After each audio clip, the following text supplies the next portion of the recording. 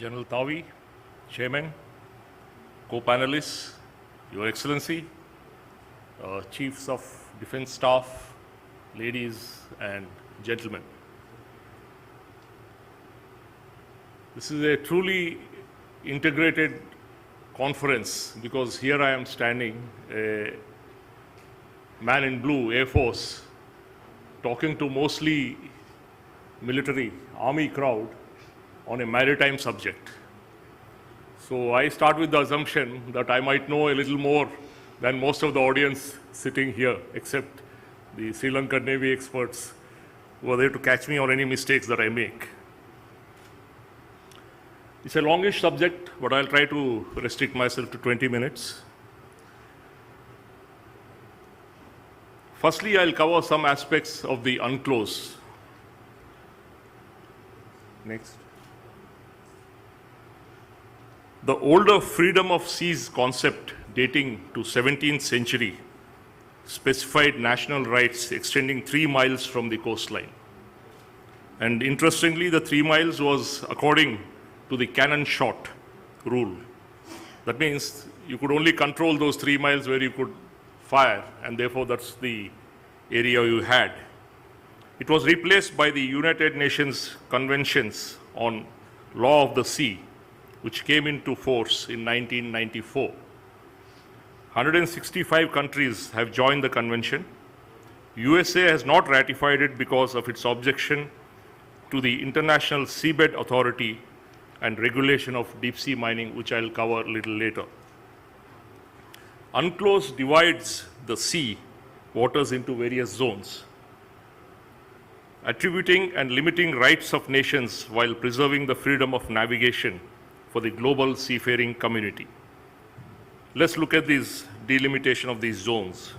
Firstly, the baseline. All distances towards sea are measured from the mean low water line of the nation's coast.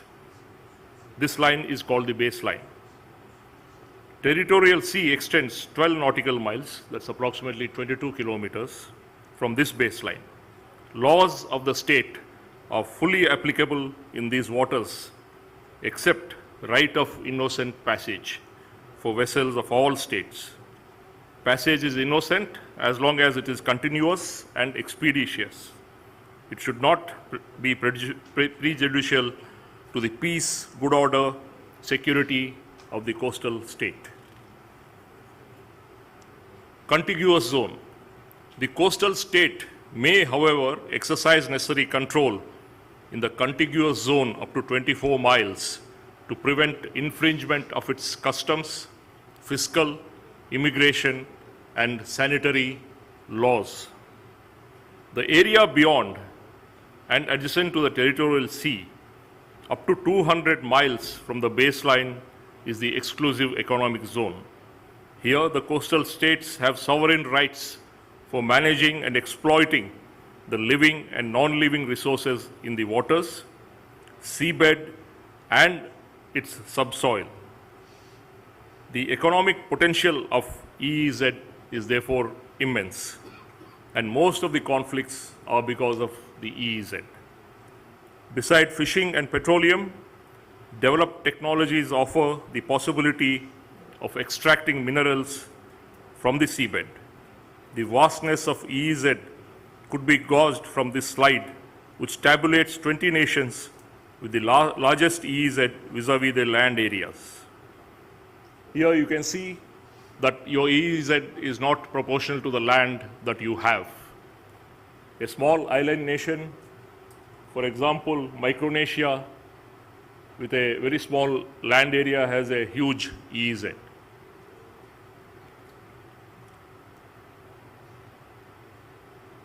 And then we now show the approximate orientation of the Indian EEZ here in this slide. Continental shelf.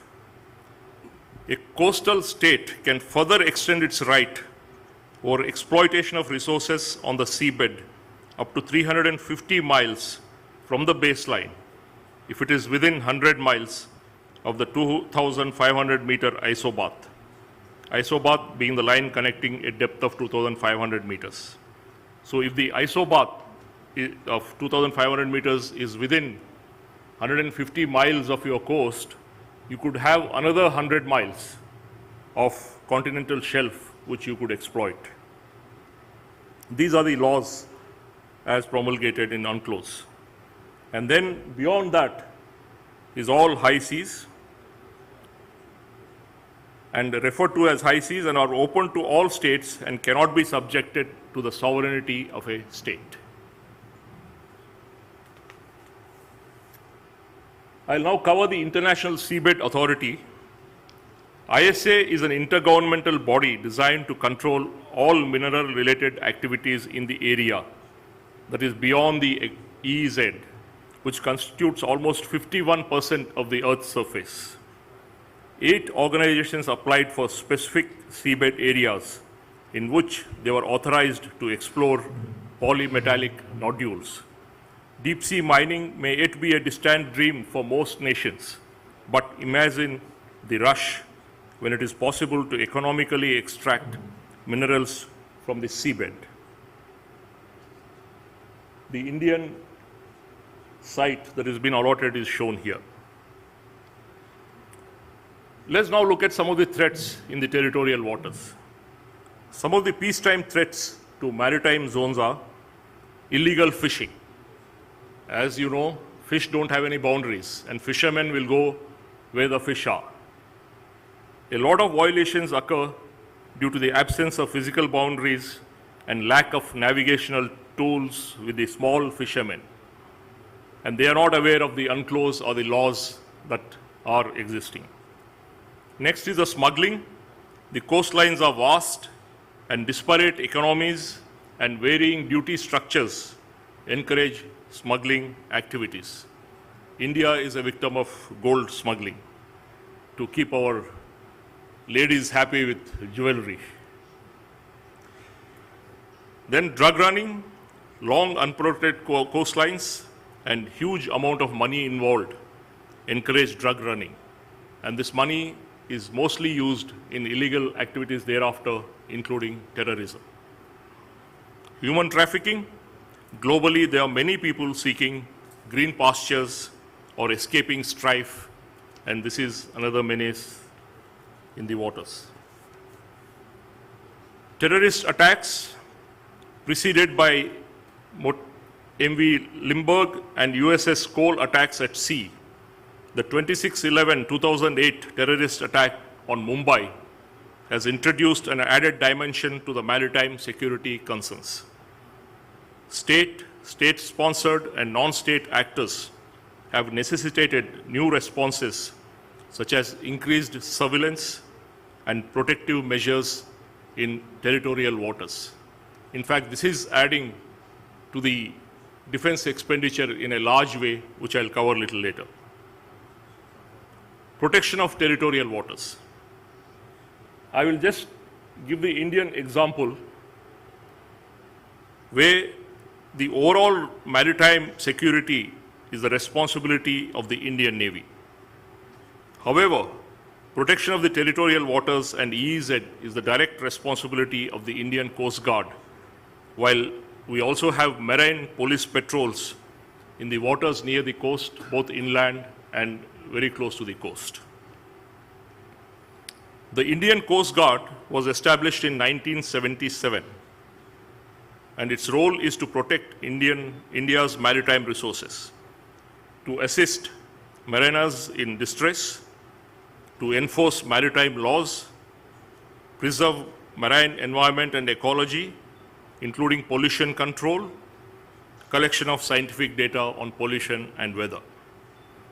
With its headquarters in New Delhi, ICG has 5 regional headquarters, 14 district headquarters, 41 stations, and 11 air stations in order to cover the vast coastline and the EEZ that belongs to India. The Coast Guard's fleet is rapidly expanding, especially after the 26/11 Mumbai attack, which put the focus on coastal security. Procurement of more platforms is at different stages, and over 80 platforms are slated to join the Coast Guard fleet in the next 2 years. These will include maritime reconnaissance aircraft with the synthetic aperture radars. We also have the Marine Police, responsible for patrolling near the coast and in inland waters. The marine police stations have been set up all along the coast. They also keep in touch with the local fishermen and try to educate them on the rules and regulations in the sea and control the fishing activity as far as possible. Monitoring and managing large numbers of vessels at sea is not possible without having superior maritime domain awareness. With the inauguration of Information Management and Analysis Center just this month, India now has a maritime information network to track ships and neutralize conventional and unconventional threats. Taking feeds and inputs from multiple sources, ranging from coastal radars to satellites, IMAC will fuse, correlate, analyze tracks to assess threats. We could explore sharing of this maritime domain awareness amongst all our neighboring countries. Unsettled maritime boundaries not only pose serious security challenges, but also hinder offshore development. The Arbitration Tribunal on Indo-Bangladesh Maritime Delimitation delivered its ruling in July this year, ending a 40-year-old maritime dispute. 4/5 of the disputed 25,000 square kilometers was awarded to Bangladesh. This verdict is good for the fishermen and oil companies on both sides, while boosting coastal and maritime security in the region. India shares maritime boundaries with 7 countries, and all disputes have been resolved except those with Pakistan, where the riverine border along Sir Creek remains unresolved. Indian Navy conducts coordinated patrols with many countries in the region, as depicted here. Maybe you're not able to see the last 3, Maldives, Mauritius, and Seychelles. This has resulted in optimal use of scarce resources and interoperability. Such coordinated patrols, EEZ surveillance, and intelligence sharing could be emulated between all our countries for better maritime security and confidence building in the future. With that, now I will change subject to illegal fishing. Fishing has been a major source of food for humanity and a provider for employment from the ancient times. However, in recent times, there has been overexploitation of the aquatic resources. We are aware that although renewable, living aquatic resources are not finite and need to be properly managed. Let me first differentiate between illegal, unreported, and unregulated fishing. Illegal fishing, fishing conducted by vessels in waters under jurisdiction of a state without permission of that state and in contravention of its laws, is referred as illegal fishing. This could include fishing prohibited species and using banned or prohibited equipment. This, gentlemen, is one of the biggest menaces which is affecting almost accounts for 30% of the landed fish worldwide. And the loss is estimated to be 11 to 30 billion dollars a year, apart from jobs lost. Unreported fishing is the fishing activities that are not reported or are misreported in contravention of national regulations. And unregulated fishing is the activity that is in contravention of a nation's effort to manage or conserve marine living resources. As shown here, in India, we have a ban on the both coasts for fishing during the period shown there, especially because of the breeding season and monsoon. And if somebody were to fish there in those seasons, it's called unregulated fishing. The Indian fishing industry has a production of 9.58 million tons of fish. That is 6.14 inland and 3.44 in the seas adjacent. India's contribution to global fish production is 5.4% and is the second largest producer of fish in the world. India has a thriving fishing community operating over 314,000 fishing boats. Fishing Survey of India is the nodal agency with the primary responsibility of survey, assessment of fishery resources in the Indian EEZ, promoting sustainable exploitation and management. Besides utilizing its 11 ocean-going survey vessels for monitoring, FSI utilizes the data for the purpose of regulation and management of aquatic resources. As I brought out, the cost of this illegal fishing that goes on is almost $30 billion worldwide. But regardless of the fish caught by IUU activity, enforcement agencies must realize that the cost of IUU fishing is much smaller than the economic, social, and environmental costs it entails. So how do we prevent this? UNCLOS recognizes the sovereign rights of coastal states to manage resources in areas under their jurisdiction. To prevent IUU fishing, the state should require all its vessels to be registered, require vessels to obtain licenses and authorizations to fish, require appropriate reporting and appropriate reporting of catches and maintenance of logbooks. Cooperation among the coastal states, working closely with other states, would go a long way for a coastal state to maximize its ability to prevent, deter, and determine and eliminate IUU fishing. This could include exchange information on data and data on illegal activity, developing regionally harmonized legislation and acts to deal with this menace, sharing enforcement rights, including hot pursuit into the other's territory, coordinated surveillance and apprehension capabilities, assist other states in improving their monitoring, control, and service and surveillance capabilities. And also, lastly, but not the least, to educate the fishermen themselves, to have interaction between adjacent coastal states, fishermen committees, to understand the borders, to understand the implications of fishing in each other's territory. Some of the measures that could prevent illegal fishing are on this slide. Defining boundaries is the first step in preventing transgressions. Use of better navigational aids would reduce inadvertent crossings. A robust mechanism of receiving inputs about vessels engaged in illegal fishing from other law-abiding vessels and other fishermen is also an effective measure.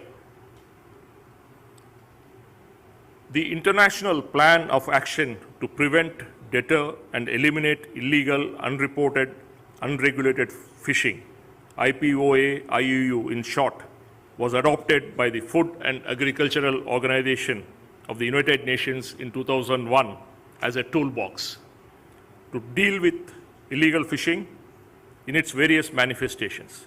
It is voluntary, but certain parts of the code of conduct are based on international laws as UNCLOS. In 1993, FAO Compliance Agreement and 1995 UN Fish Stock Agreement stipulate 3 rules that can significantly reduce illegal fishing on the high seas. These are: flag states should agree that their vessels do not undermine fisheries, fishery conservation, and management. Vessels do not fish on high seas except when authorized to do so.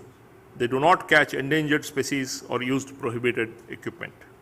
Flag state should not grant authorization to vessel unless it can ensure vessel will not undermine conservation. Now coming to the need for search and rescue.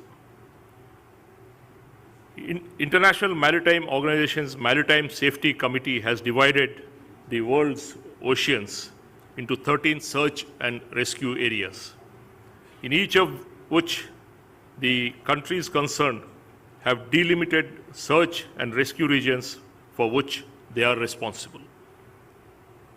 I don't think you all can see the map below, but this shows the delimitation. Maritime search, gentlemen, is not terrain specific. It is actually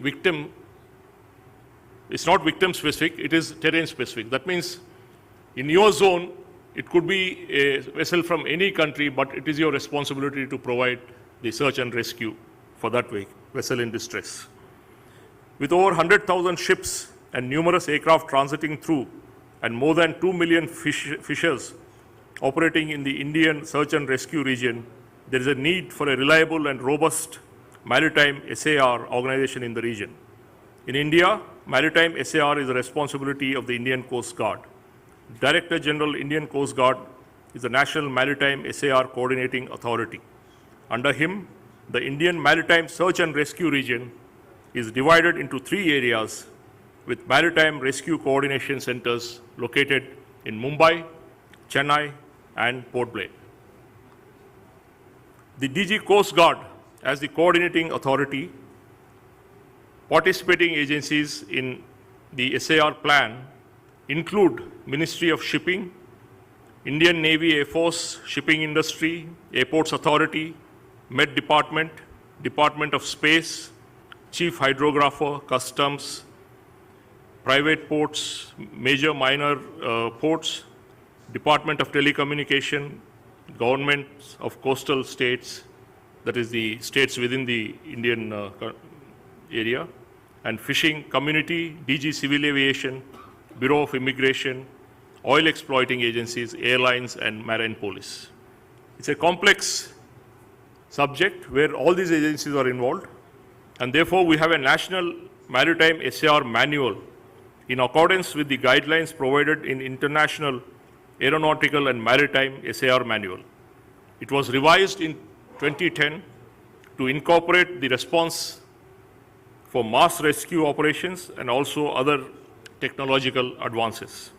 The aim of this exhaustive manual is to facilitate understanding of all stakeholders in the issues shown here.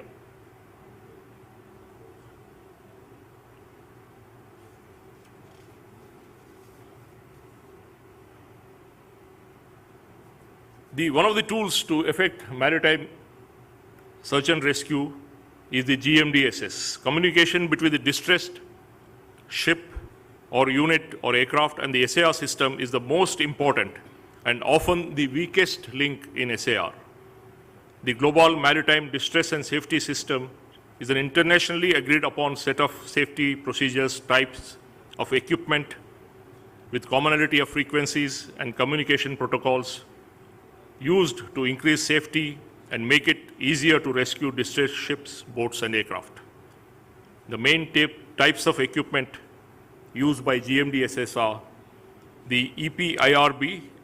It's a rescue beacon which gets activated in distress and transmits on 406 megahertz automatically to guide the rescue units. Then we have the Navtex, a small low-cost self-contained smart printing radio receiver installed on the ship to receive incoming message from Navtex, an international automated system for instantly distributing maritime safety information. Then the Inmarsat satellite system, operated by Inmarsat, overseen by the International Mobile Satellite Organization, is an important element of the GMDSS, providing ship-shore, ship-to-ship, shore-to-ship telephone, telex, and high-speed data services, including a distress priority telephone and telex service to and from rescue coordination centers. Digital selective calling in MF, HF, and VHF maritime radios are part of the GMDSS system and are intended to initiate ship-to-ship, ship-to-shore, and shore-to-ship radio telephone. GMDSS telecommunication is not only reserved for emergency use, but can be used for routine purposes as well. The Coast Guard, the Indian Coast Guard, has been operating the ship reporting system called INDSAR. It is very specific to India since 2003. It is a voluntary toll-free reporting system that assists maritime Rescue Coordination Center to divert the most suitable ship to the scene of distress and also keep track of a ship that is overdue or may need urgent assistance. The ships send their data through Inmarsat on entering the search and rescue region of India and every 24 hours thereafter and prior to exiting the SRR. A typical INSAR plot is seen here. The Indian Coast Guard, in collaboration with Indian Space Research Organization, has also distributed the distress alert transmitters to fishing boats, especially the small fishermen who cannot afford expensive equipment are given this equipment free. It's a GPS-based equipment. You can't see the buttons that are there. It's very easy to operate. This was initiated in order to help them in case of an emergency at sea and can be activated easily to send an alert that will be transmitted by a satellite on a particular frequency band and related to the maritime rescue centers in India. So this has actually 5 buttons on the equipment itself, which is waterproof. And depending on what your emergency is, if you run out of fuel or your engine has failed, you can press that particular button and the rescue will arrive. So this is another system that could be adopted by most of us here. Mutual cooperation between regional SAR authorities is the key to quick and efficient rescue. Seamless communication, frequent exercises and interaction, cross-training, overcoming mutual distrust, and exchange of maritime domain awareness are some areas which will enhance the success rate of maritime rescue. In all the issues I have covered, protection of territorial waters, illegal fishing, search and rescue, regional cooperation is the key to success. Institution of measures to exchange information, carrying out joint patrolling, and resolution of all maritime border issues would help us protect and conserve our maritime resources while enabling economic progress through exploitation of the exclusive economic zone. Finally, I would like to thank General Jagat Jayasuriya for giving me this opportunity to speak in this August gathering and for the warm hospitality for which Sri Lanka is renowned. I would also like to thank all the personnel of the Sri Lankan Defence Forces who are all working day and night in the background to make our stay and our conference a great success. Thank you.